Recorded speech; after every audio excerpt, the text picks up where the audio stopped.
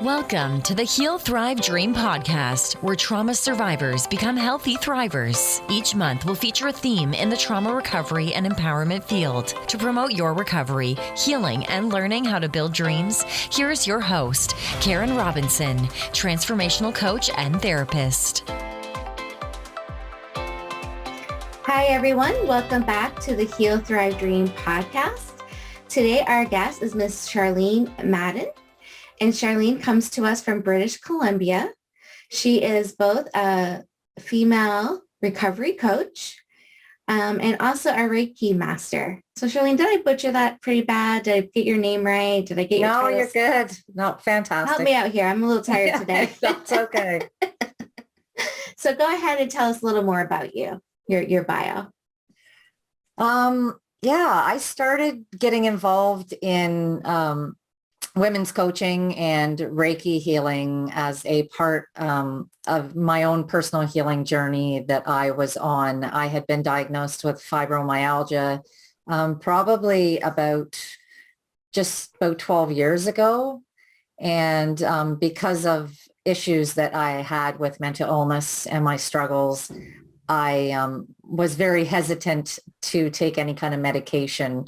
I just didn't like the pills in the house in case I got to a really bad spot mentally. So I started looking for ways to heal holistically and getting involved in mindset shifts and mixing that with my Reiki healing. It was kind of a healing of mind, body, and soul. And I looked at the impact that it had on my life and my healing with trauma. And I looked at how I could gift other people with that as well. And speaking had been a part of my life, passion just recently, probably the last 4 years, because it was a speaking event, a women's workshop that I attended that actually saved my life. I had been 2 days away from committing suicide and attended this workshop, and everything shifted. So the power of story has become such an important part in my life and my journey. So now I like to go out there and share my story of hope and resilience and perseverance and love to teach other people how to do the things that I've done to not only survive life, but also thrive in it. So Wow. That's a pretty important story. Yeah, I love how you say that another woman's workshop was part of that beginning of the recovery.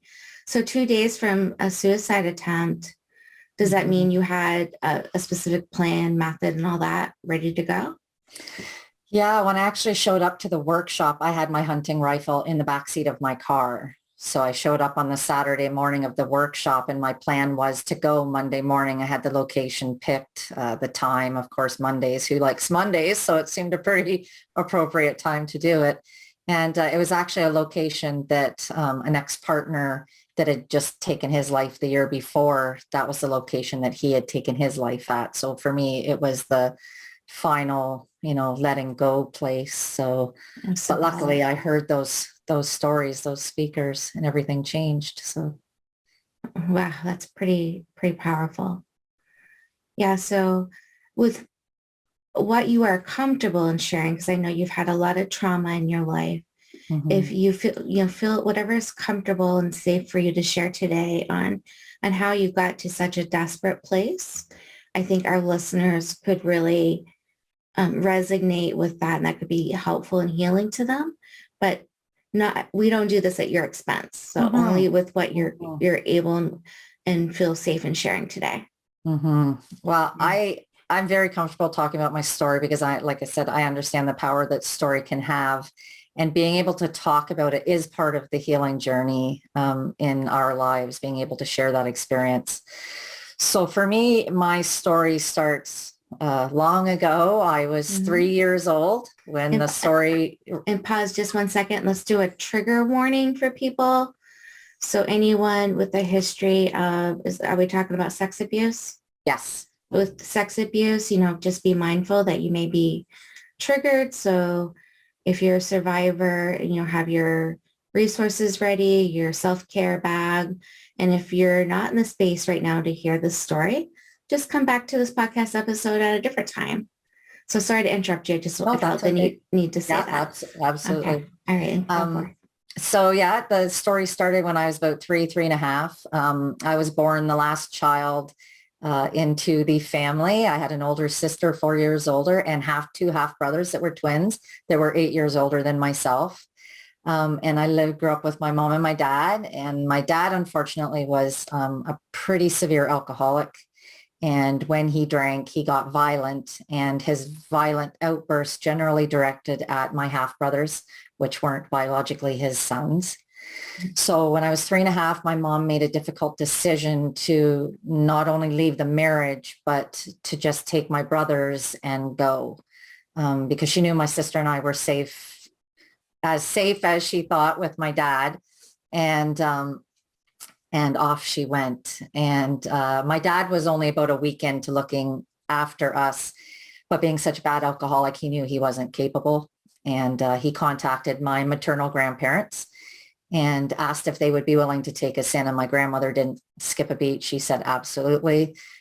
She was an amazing woman, very strong, very independent. I always said she was really far ahead for her time. She wanted women to be educated, employed, and be independent.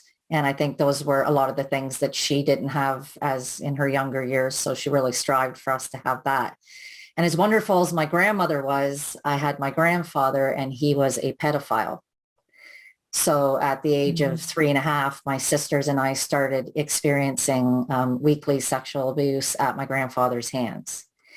And this went on for probably about just over 9 years. I was about 12 and a half, and my sister was 16. And she started really emotionally struggling because she was afraid she was going to get pregnant, is what she was worried about. So she went to school and basically had a nervous breakdown. And thank goodness everything came out. My grandfather was arrested. My grandparents divorced. And now this family that I, had been placed with was now torn apart. So I lost, in my mind as a child, I lost another family.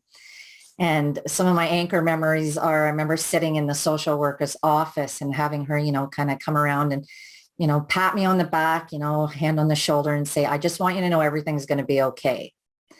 And I remember thinking at 12 and a half, I don't even know what okay is. Right. But whatever okay is, I don't feel okay right now. And I don't know whether it's because, we're talking the 80s, mid 80s, or because it was a small town we lived in. There was really no follow-up care. We didn't receive any therapy. We didn't receive really anything. So it was kind of, you're left out there to process all of this on your own. And I didn't have the skills to process this. Right. So I start struggling when I get into high school. I become extremely depressed. I have started cutting. I'm drinking. I start drinking heavily. And I find a healthy outlet though, and that is writing. And I start writing to be able to express all the emotions that I am feeling trapped inside of me. And I always said that writing allowed me to pour ink out onto paper rather than blood, because at the time it was usually one or the other. And when you're writing very dark and depressing and suicidal stuff like that, of course, people pay attention to that. And my English teacher sent me to the guidance counselor, who sent me to a school psychologist. And I remember spending an afternoon having, answering questionnaires and talking with the school psychologist. And I remember at the end of the day, I'm sitting there before the bus is coming, and the school psychologist says, I just want you to know we're diagnosing you as manic depressive bipolar. Now I'm 15. Again, I have no idea. My grandmother's not there. This is a conversation that, she's having with me. And I'm sitting here going, once again, I don't know what that means. Now I just feel like not only am I a victim of child abuse that everyone knows about because we were in a small town, now I'm crazy on top of it. Yeah. And now I'm just, dumped another stigma on top of me. And, I remember her, again, walking around the desk and putting her hand on my shoulder with a little pat and saying, but don't worry, you're going to be okay. If you need to talk, come talk to us. And again, I'm kind of feeling angry because I'm tired of everybody telling me that I'm going to be okay. Because again, I don't know what that is at this point. All I know is that I just need to throw myself into school, finish, and move away, because that's going to solve all my problems if I could just move away so no one knows who I am. So that's what I do. I finish high school and I move away with my high school sweetheart, and we start a new life. And I have 3 absolutely beautiful children. And I start to notice that, moving away hasn't fixed what I was feeling. It's still there. Mm-hmm. Having each child, I thought, would fill that hole that I had inside of me, but it didn't. I thought, oh, here are these little beings that are going to love me unconditionally and aren't ever going to leave. They're going to, stay with me forever. But they weren't filling the void either. And when I was 28, I hit a point where I knew something bad was going to happen. I was starting to fantasize about how I was going to take my life. And I was terrified that my children were going to come home from school and be the ones to find me. So I made the decision. At this point, my marriage is basically ended. Emotionally, it was over. And I made a decision to leave the house and leave my children because I was in no position to look after myself, let alone 3 little kids. So I moved a couple blocks away. I moved in with my mother-in-law at the time and thought this would be a time to heal, but I didn't know how to heal. I didn't know how to do any work. My coping mechanism had just become the drinking, because if I could just numb it enough, then I could just pretend that it didn't exist.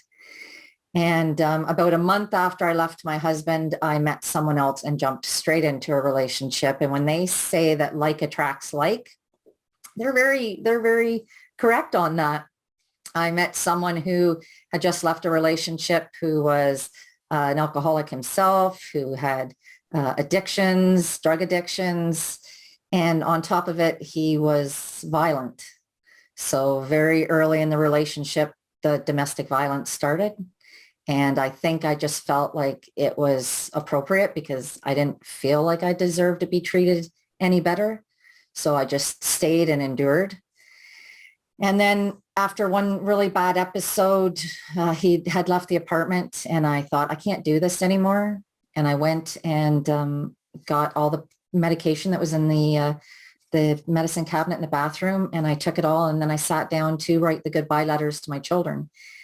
And if anybody's ever been in that situation, where I hope they haven't, it's a really hard place to be in, trying to explain to 3 little kids. My son was just over 1.5 years at the time, trying to find the words that would explain it.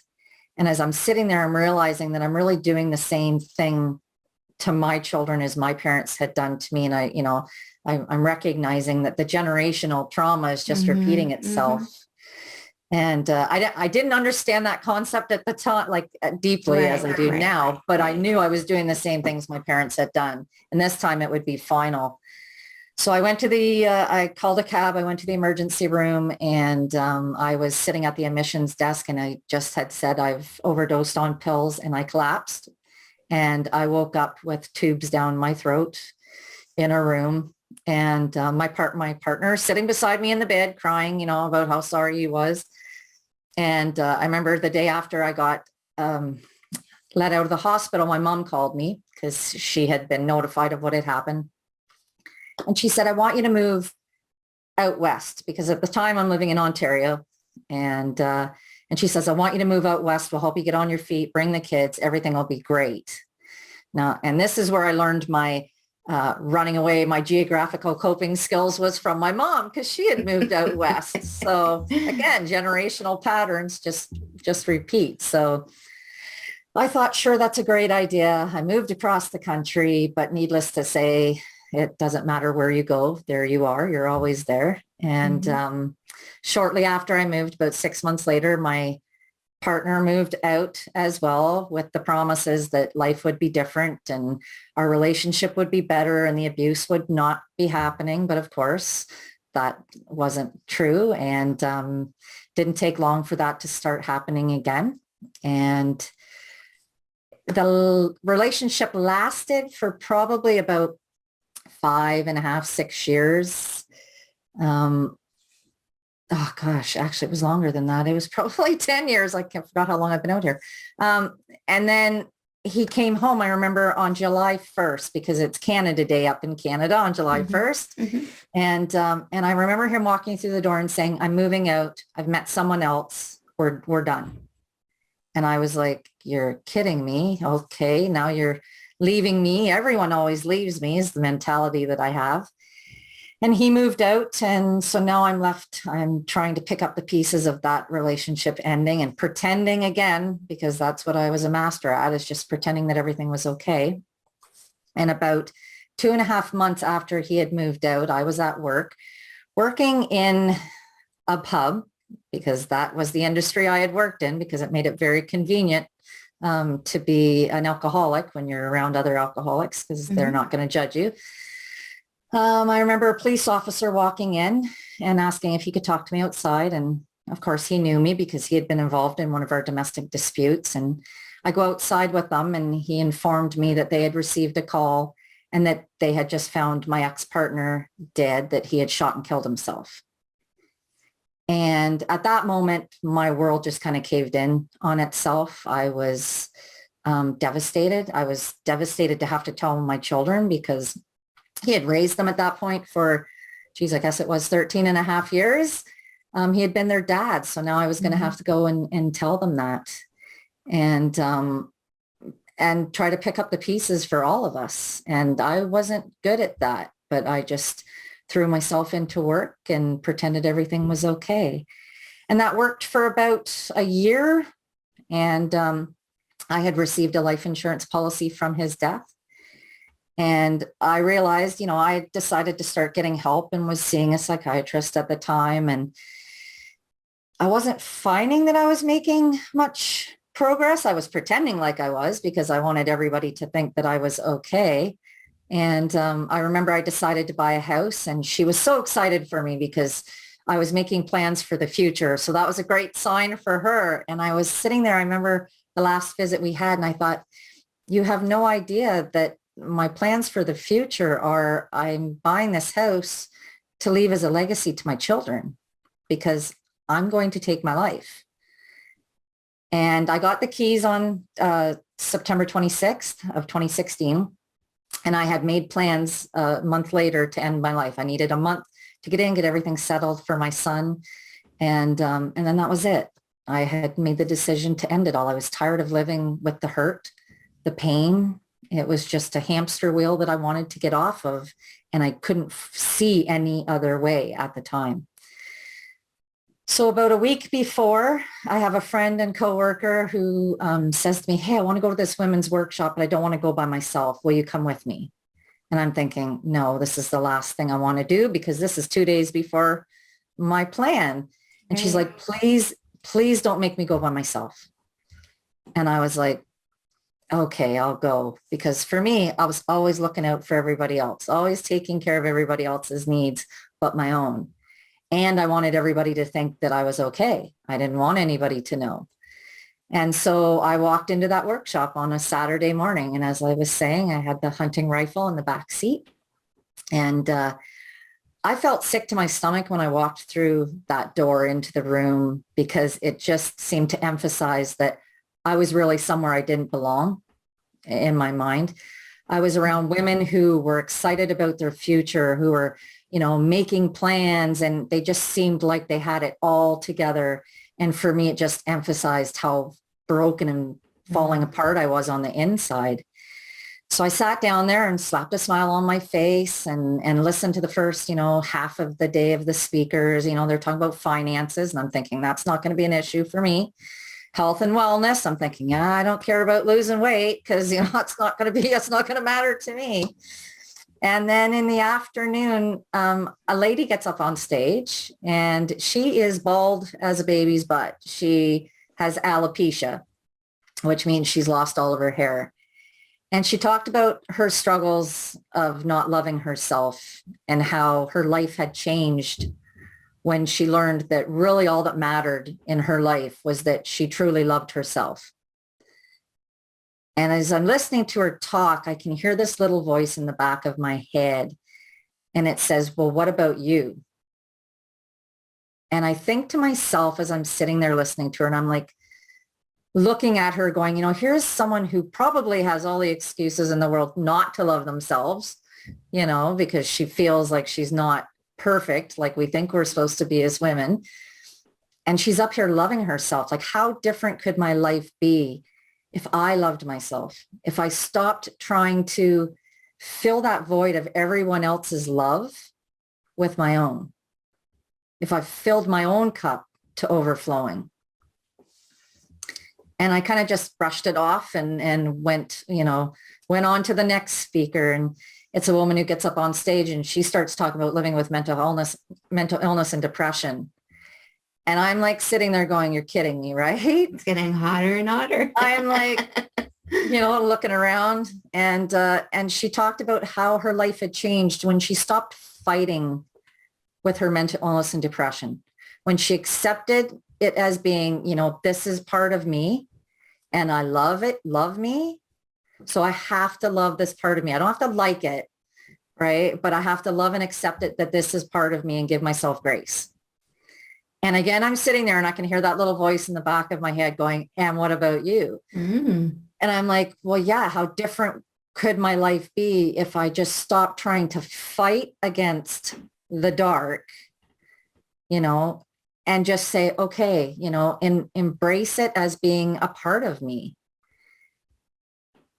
And combining that with enough self-love. So I'm sitting there, and again, I'm just trying to brush it off, because I'm like thinking, no, let's not go down this rabbit hole of having hope, because we know that hope never lasts, And then the next speaker gets up, the last speaker of the event, and it's a gentleman. And he speaks about his struggles with alcoholism, his painkiller addiction, and how he had spent the last year trying to find a perfect mixture of pain medication and alcohol so he could commit suicide, but make it look like an accident, because he was in life insurance and he knew it had to look like an accidental death. And he talked about finding that perfect mixture of alcohol and pain meds when he happened to have visitation with his kids, which didn't happen very much. And as he was laying on the couch, slowly dying, he's just moments away from passing away, he hears a little voice in the back of his head that says, no, not today, not like this, there's more. And he managed to get to his cell phone, call 911. They saved his life. He got clean and sober. He got off, got the help he needed for his mental illness. And now his passion and his purpose in life was to go out and share his story, to give hope to other people. Wow. And I'm sitting there in that seat, and that voice is like screaming at me now. And it is like, what about you? Wow. And I'm sitting there going, okay, can this just be a coincidence that I'm at an event that I didn't plan on going to, and I've got 3 speakers, one in a row, that have just touched on the 3 things that I needed to hear. And I thought, what if everything I've gone through has been for a reason? And that's a hard concept for a lot of people, because we don't want to find reason like that in it. But I thought, what if the purpose of all of this is for me to get okay, and not just get okay, like I said, to shift that mindset from survivor to thriver, and go out there and share my story and say, hey, you know what? I know how you feel. I was there. I've been in the dark, but we don't have to stay there. And it was like a light switch went on, and I made the decision in that seat that, you know what? I choose to live. I have to have faith that this moment is for a greater purpose. And I remember going up to the workshop organizer afterwards, and I said, I'd love to sit down with you sometime and talk about the impact this event had on my life. And she's like, yeah, absolutely. And I said, in fact, I'd like to come back next year and share my story with you. And she's like, okay. She had no idea, who I am or what I'm talking about.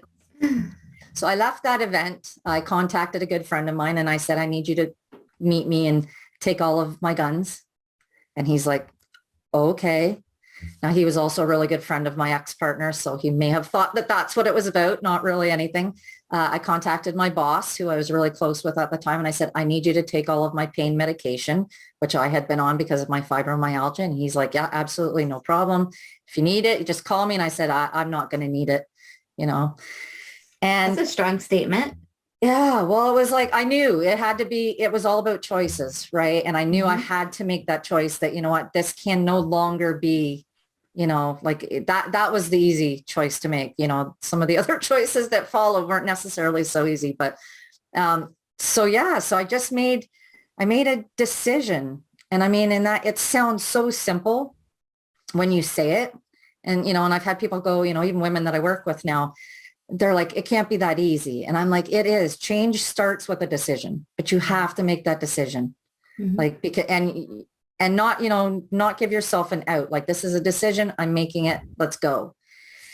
And so I went back to that workshop the next year, and I'll just skip back a little bit. When I was at that workshop, there was a gentleman, the MC, and he was talking about fear and how much we let fear control our lives and stop us from doing the things that would probably make us the happiest. And I thought, wow, that is so true. Like, I have spent my entire life terrified. I'm terrified that no one's going to love me. No one's going to want me. I'm never going to be worthy. I'm never going to be good enough. All those fears that we just allow to completely capitalize and monopolize every little ounce of space we have in our brain. I had all those fears. And I thought, what if I started doing things that scare me? So it will prove me that, you know, it's not that scary to do it. You just have to do it. So I made a list of 6 things that, you know, I wanted to do that made me step outside of my comfort zone.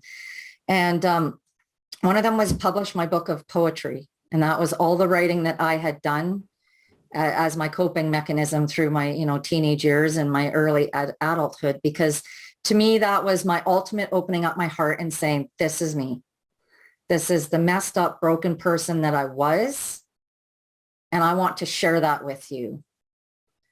And I published that book. And another, I was afraid of, you know, of course, we're always afraid of rejection. I thought, I was fine with being alone. I'd made that decision. I thought, you know what, I'm okay with being alone now because my own self-love is going to be enough. I love myself enough. But I knew I had to get over my fear of rejection. And I thought, let's go ask someone out on a date.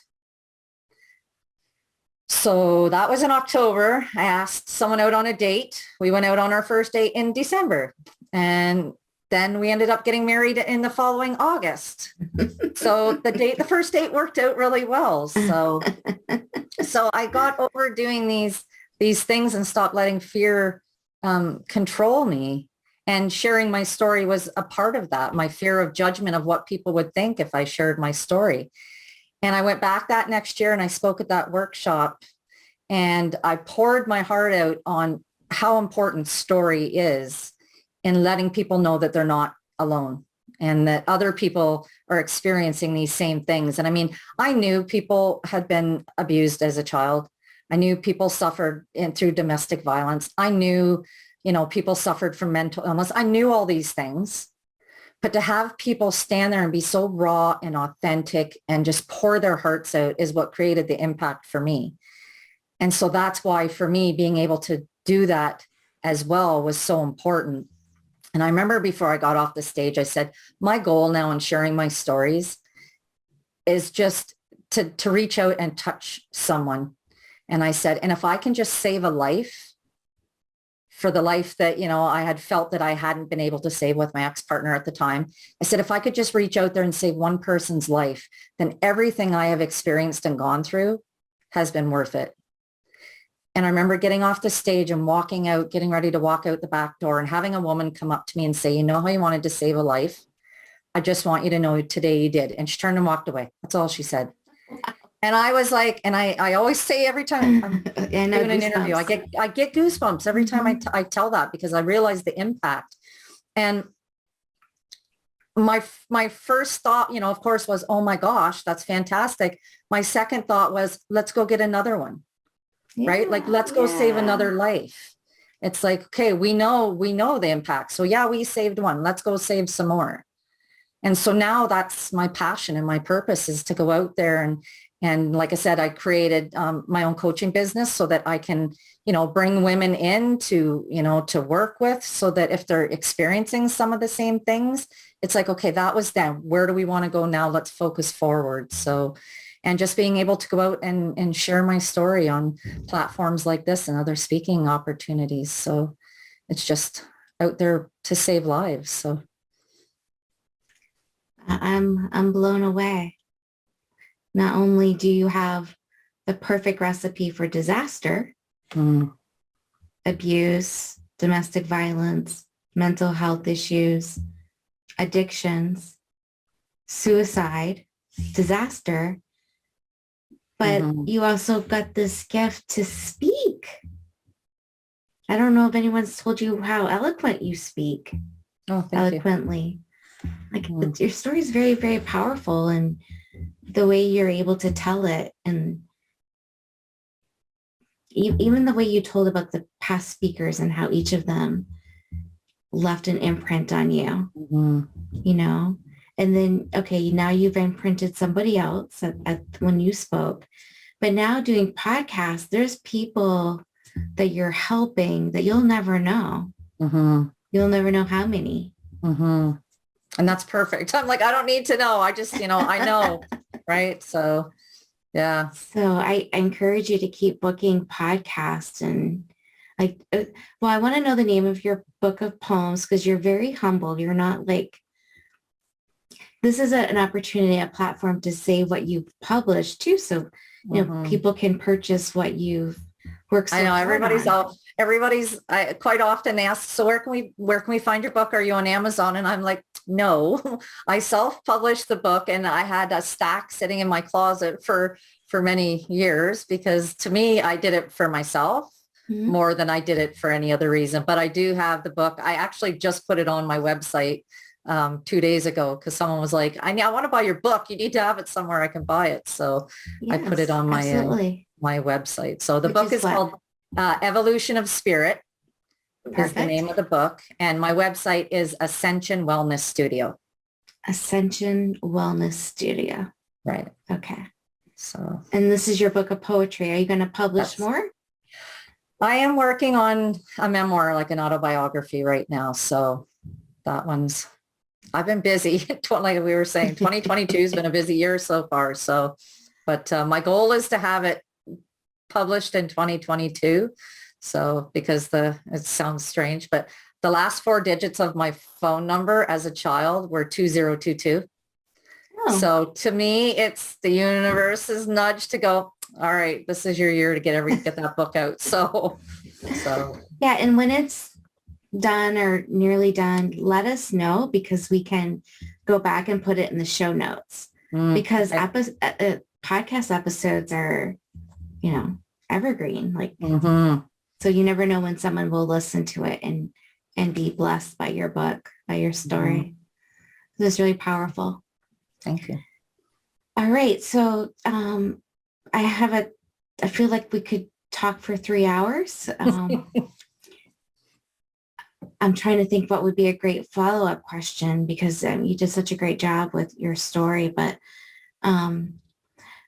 so maybe talk about a little bit about, other than hearing people's stories and telling your story, what else was very healing or helpful towards your recovery? Like, how did you manage to stay sober? How did you treat your symptoms of fibromyalgia? How did you treat your depression? And anything really helpful for people to consider in their journey?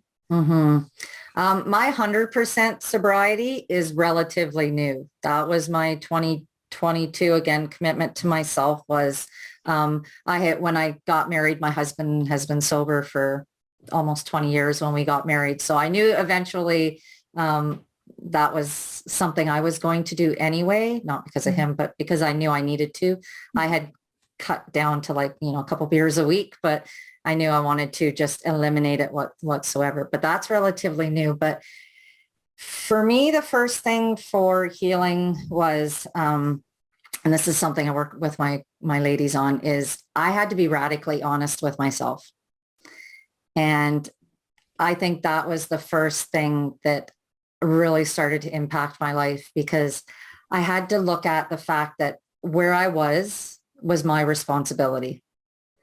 It wasn't the responsibility of the abuse that I had gone through. Yes, that impacted my decisions, but ultimately where I was because of the decisions that I made. And a lot of the time, the decisions I made, I knew were the wrong decisions, but but they were the easy decisions. And that's sometimes the problem, is that the easy decisions are, or the best decisions are hard and the worst decisions are easy. And we don't like the discomfort of making, uncomfortable choices and having to face things. So for me, getting really radically honest and going, okay, so that I'm responsible for where I am, but how empowering is that? Because I'm also responsible for where I can go, and I can make better decisions and take myself out of where I am. Like I said, I got off of all my medication. I don't take, I even struggle if I have a headache. I don't even want to take an aspirin for it. But I started looking at other holistic ways to heal. And Reiki was something that I had been interested in my early 20s. And it just happened to come back into my life, strangely enough. The workshop that I attended, the lady that was hosting it decided to take a hiatus. It was a lot of stress for her. She was doing it all on her own, and she wanted to take a break from it. And I remember it was about a year later, I was sitting there going, oh, this is too bad that she's not doing that, because, I know the impact these workshops can have. I really wish someone was doing these workshops. And I heard that little voice in the back of my head. And I was like, I thought you were gone, right? And it's like, well, what about you? And I'm sitting there going, oh, yeah, what about me? Like, why don't I host an event? Like, no one knows the power of these events more than me, right? Mm-hmm. So it's like, yeah, I'm going to do this. So I started planning, and I had two amazing women that I was working with that, actually I was working at the bar still, and they were like, yeah, we'll help you. So we hosted this event, and one of the speakers that I brought in was a Reiki master, and she was talking about Reiki and the power of healing. And I thought, I'm far more attuned now at catching the signs faster that the universe sometimes sends our way. And I thought, okay, this is coming back into my life for a reason. So I met up with her, did some Reiki training. I got my Reiki 1 and 2 training, and started using it just on myself, of course, for my own self-treatment, and, mixed that in with some meditation, and, really threw myself into my morning practice of my gratitude journaling, reading, putting something positive in, and then my Reiki treatments in the morning. So that's, I kind of start my day off with a good solid foundation. And it's just amazing that once you really start to feel at peace with your body stops fighting you, because that's what my body was doing. My body was just sending me signals that, hey, something's wrong. We're in survival mode, and, we need to change. So once I shifted all of that, my body was like, okay, we can be at rest now. So. Oh, that's beautiful. Yeah. Mm-hmm. Wow. You had lots of nuggets that really can help people, in your story. Mm-hmm. Do you have a favorite book? Do I have a favorite book? Wow. Yeah, I'm thinking more in the self-help genre. It doesn't have to be. Well, I'm looking over at my bookcase, because I'm like, God, I got so many of them. Geez, I'm like kind of old school sometimes. I really like How to Win Friends and Influence People. Because it's a great book. Yeah, I think that connection and communication and learning how to strengthen that is what we need in this world more than ever, right? So learning how to do that. And I'm doing some neuro-linguistic programming work right now. Like, that's good. And so I'm excited about that. So it kind of just, learning how to build rapport with people, and that connection it just keeps popping into my head. So I've read it probably 4 times. So, but yeah, I think you got it. No, you got to get. So I hope you keep speaking. That's, I think, very powerful. And, Any other last words of wisdom or inspiration to the women listening that are really connecting to you and your story? Any last parting words? I always like to just kind of touch base with people and say, sometimes it's really hard to reach out to people and share what we're going through, especially if our support group really doesn't understand, which is sometimes a problem for a lot of us. And I always tell people that the resources are there. What COVID has taught me, if nothing else, is that online there's virtually an endless supply of support out there for people. So don't hesitate to get support. Reach out if you need it. No one has to go through this by themselves anymore. If you don't want to use, if you want to contact someone and you don't want to use your real name, my name is Charlene Madden. You sign up under my name. You use my name if you're not comfortable using your own name. And if you don't feel like you have anyone to talk to, find me on social media. Find me on Facebook. Message me. I will sit in the dark with anybody. That's kind of my thing. I'm like, you know what? I understand what you're going through, and I know how it feels to feel all alone in it. And I just don't want anybody to feel alone. So if you need someone, and just, reach out, message me. I'm available 24/7 for anybody that needs support. So yeah, that's my message. You're not alone. So to say to someone, I will sit in the dark with you, is really powerful. Mm-hmm. You don't hear many people saying that. Mm-hmm. So you're right. That is a gift. Mm. So I'm so glad you came on today. Hey, thank you so much. And thank you for what you do. I mean, I always love to throw props out to the podcast. So I know this is a lot of work for you guys. And without these platforms, we wouldn't be able to get our message out. So what you guys are doing, the ripples that you guys are creating in this pond that we live in, is just massive. So thank you for doing what you do. I appreciate that. Okay. See everyone next time.